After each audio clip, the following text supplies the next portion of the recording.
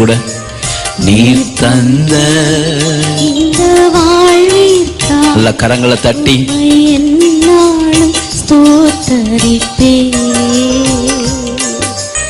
ஏன் இந்த அன்பு என் மீது உம்மை நன்றியுடன் துதிப்பே. எத்தனை கிருபைகள் என் மீது வைத்தீர், எவ்வளவாய் என்னில் பொறுமை கொண்டீர்.